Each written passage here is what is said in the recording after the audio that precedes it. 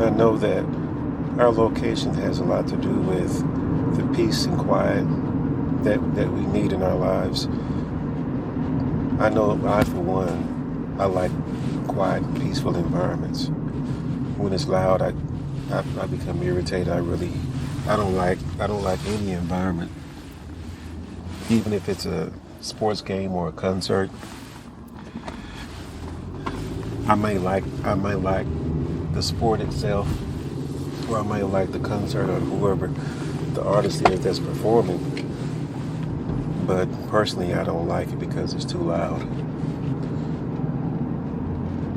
And I live in a city. I live in a city environment. My neighborhood is surrounded by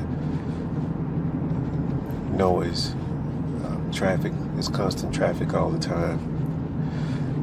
And it's very rare that I can be around an area where there's a quiet lake with nothing around but just peace and quiet. Because here in the city, we have lakes in our parks, but they're surrounded by traffic. Where there's a lake, traffic is right next to it,